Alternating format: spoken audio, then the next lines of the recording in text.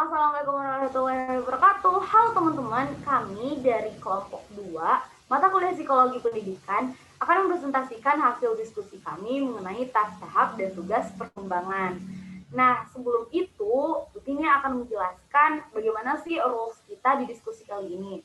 Yang pertama, itu kita akan ada penyampaian materi dari kelompok 2. Setelah itu akan ada sesi saran dan tambahan, dan yang ketiga akan ada sesi tanya jawab. Nah, untuk teman-teman yang mau memberikan saran dan tambahan atau memberikan pertanyaan, syaratnya adalah harus memperhatikan video ini terlebih dahulu ya. Oke, oleh sebab itu kita langsung aja. Oh iya, sebelum kelompok 2 menjelaskan materi, lebih baik kita memperkenalkan diri terlebih dahulu. Itu kelompok 2 beranggotakan 4 orang. Yang pertama itu ada Miratul Salihah sebagai pemateri, yang kedua Nur Afifah, yang ketiga saya sendiri Putri Oktaviani sebagai moderator, dan yang keempat itu ada Reni Widya. Dan langsung saja, ini materi yang pertama mengenai perkembangan manusia, itu akan dijelaskan oleh Miratul Salihah. Pada Mira, disilahkan. Terima kasih pada moderator. Baiklah, saya Miratul Salihah akan menjelaskan materi pertama, yakni tentang perkembangan manusia. Nah, kita masuk pada pengertian. Perkembangan manusia atau perkembangan individu merupakan perubahan yang teratur, saling berkaitan menuju suatu organisasi pada tingkat integrasi yang lebih maju, sesuai dengan tingkat usia, potensi, dan kualitas rangsangan yang diperoleh anak dari lingkungannya. Nah, perkembangan individu ini terjadi secara beraturan, yakni tahap awal merupakan tahap yang menentukan untuk tahap selanjutnya. Nah, menurut Erikson, tahap perkembangan manusia dibedakan atas 8 tahap. Yang pertama, masa bayi 0 sampai 1 tahun. Yang kedua, masa kanak-kanak 1 sampai 2 tahun. Yang ketiga, masa prasekolah 2 sampai 6 tahun. Yang keempat, masa sekolah 6 sampai 12 tahun. Yang kelima, masa remaja, yakni umur 12 sampai 18 tahun. Selanjutnya, masa dewasa awal 19 tahun sampai 40 tahun. Selanjutnya, masa dewasa 40 sampai 65 tahun. Selanjutnya ada masa tua, yakni lebih dari 65 tahun. Nah, sekian dari materi saya kembalikan pada moderator. Ya, terima kasih Mira. Nah, selanjutnya itu ada materi perkembangan tugas-tugas perkembangan masa kanak-kanak yang akan dijelaskan oleh Nur Afifah. Wadah Nur Afifah, silakan. Terima kasih kepada moderator. Untuk materi yang selanjutnya yaitu tugas-tugas perkembangan masa kanak-kanak atau anak. Sudah kita ketahui, yang pertama yaitu menguasai fisik dasar untuk bermain. Dalam hal ini, biasanya anak-anak itu menguasai teknik-teknik dasar dalam bermain, seperti bermain sepak bola, bermain, dan lain-lain. Yang selanjutnya yaitu sudah dapat memahami penghayatan gerakan aktif. Dan nomor ketiga, sudah dapat merasakan gerakan-gerakan yang seperti perasaan posisi tubuh, dan lain-lain. Dan selanjutnya yaitu membentuk sikap positif terhadap diri sendiri. Sudah kita ketahui kan, kalau misalnya anak-anak itu kebanyakan dia berpikirnya positif. Yang dilakukan itu maupun positif ataupun negatif, mereka akan berpikir positif. Walaupun itu emang benar-benar negatif, mereka akan tetap berpikir positif. Makanya itu anak-anak lebih membentuk yang namanya sikap positif. Selanjutnya mengembangkan kemampuan dasar dalam membaca, menghitung, dan menulis. Sudah kita ketahui juga kalau anak-anak emang masih yang namanya membentuk kemampuan dasar membaca, karena hal itu nggak ada yang namanya instan. Kalau misalnya dewasa masih membaca dan menulis itu hal yang aneh gitu kan. Jadinya kalau misalnya menulis, membaca, dan yang lain-lain itu emang dari sejak dini, dari misalnya taman kanak-kanak, itu emang hal yang lumrah. Dan yang selanjutnya yaitu mengembangkan hati nurani, moralitas, sistem, dan nilai. Maksud dalam itu yaitu mengembangkan sikap respek, peduli kepada lingkungannya, dan pastinya sistem nilai. Pastinya dia tuh emang kalau anak-anak berusaha mengejar nilainya dia, kalau misalnya nilainya emang kurang, otomatis anak-anak itu tuh lebih gimana sih cara mengejarnya gitu. Selanjutnya yaitu memiliki kemandirian dasar dalam kegiatan sehari-hari.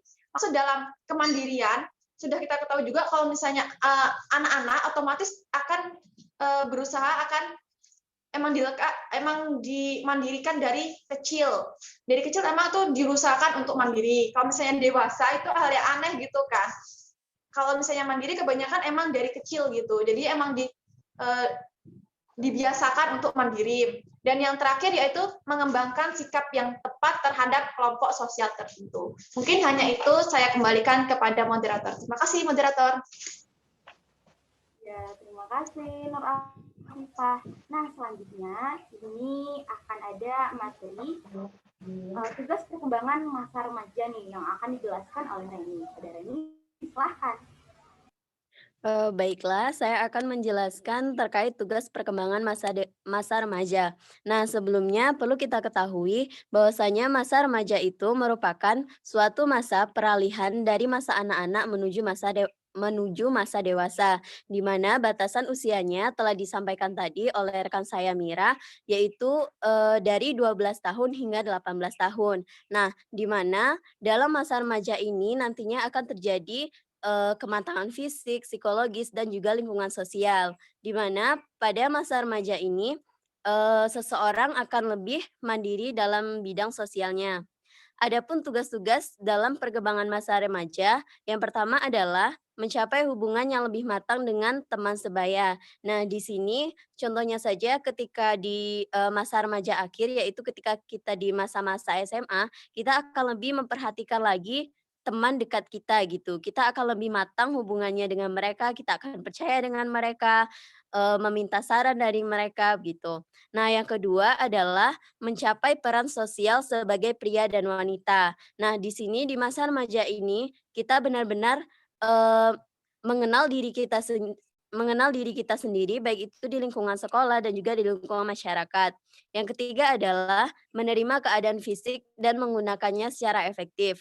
Mungkin sebelum masuk ke masa remaja ini kita sering mengeluh, kok saya kayak gini ya, teman saya kayak gini ya." Tapi di masa remaja ini kita lebih menekankan bagaimana kita bisa memanfaatkan apa yang kita miliki untuk, masa depan kita gitu. Selanjutnya adalah mencapai kemandirian emosional dari orang tua dan orang dewasa lainnya. Yang selanjutnya, mencapai jaminan kemandirian ekonomi, kemudian memilih dan mempersiapkan karir. Nah, di akhir masa-masa SMA tentunya kita sudah memiliki planning ke depan, yang dari SMA, apakah kita mau kuliah atau bekerja atau bagaimana, begitupun yang dari sekolah-sekolah seperti SMK atau mana sebagainya. Kita lebih memikirkan bagaimana kita ke depannya, begitu. Selanjutnya adalah mempersiapkan pernikahan dan hidup berkeluarga. Nah, setelah itu mengembangkan keterampilan intelektual dan konsep-konsep yang diperlukan bagi warga negara.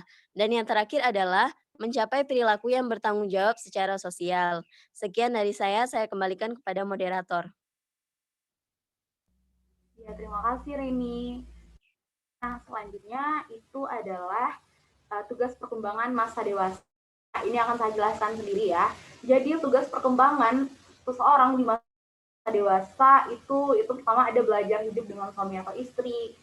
Karena di masa dewasa itu kita udah berplanning kan tentang masa depan, dan kita harus udah belajar kayak suami istri itu memiliki pasangan hidup sama juga, dan kita juga sudah memulai kehidupan berkeluarga untuk melanjutkan keturunan, untuk melanjutkan kehidupan. Pastinya seseorang itu harus memiliki memiliki pasangan hidup dan hidup berkeluarga.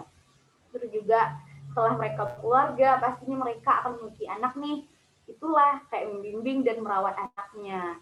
Dia harus mempersiapkan bagaimana sih biar anaknya ini menjadi orang dalam tanda kutip di masa depan, dia orang sukses.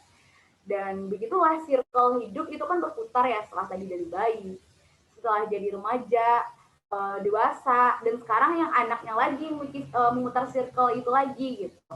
Hanya lagi mengolah rumah tangga. Bagaimana sih untuk mengolah sebuah rumah tangga yang kata orang-orang itu yang sakinah mawaddah warahmah gitu. Kita memulai suatu jabatan. Suatu jabatan yang maksud di sini merupakan bukan hanya jabatan di kayak di kehidupan sosial saja, tetapi di seluruh ruang lingkup di keluarga itu juga ada jabatan namanya gitu, kayak juga jabatan di pekerjaan dan lain-lain. Juga menerima tanggung jawab sebagai warga negara. Ini merupakan hal yang lumrah sebagai kewajiban atau tugas dari orang-orang yang dewasa. Dan yang terakhir itu adalah menemukan kelompok sosial yang cocok dan menarik. Kenapa? Ini yang poin terakhir ini menjadi hal penting. Karena kelompok sosial yang cocok dan menarik itu akan membuat seseorang tersebut menjadi nyaman untuk melakukan kehidupan. Mereka akan bekerja sama untuk bekerja atau menemukan hal-hal baru dan melakukan aktivitas sosial demi kepentingan bersama. Nah, mungkin hanya itu saja nih materi dari kelompok kedua. Dan teman-teman bisa langsung lihat, kami juga mengambil referensi ini dari berbagai sumber yang terpercaya gitu. Jadi teman-teman silahkan dibaca PowerPoint-nya dan juga silahkan dilihat. Ini teman-teman bisa lihat, kami juga mendapatkan referensi dari materi ini dari sumber terpercaya begitu. Oke, langsung aja kita ke sesi selanjutnya. Itu ada sesi penambahan dan saran dan tambahan materi. Untuk teman-teman yang ingin memberikan saran tambahan atau bertanya, itu bisa langsung di e-learning ya. Oke, hanya itu saja dari kelompok 2. Saya Putri Tafeni sebagai moderator dan teman-teman Moderator Salihah, Rini Widya, dan Nur Afifah pamit. Assalamualaikum warahmatullahi wabarakatuh.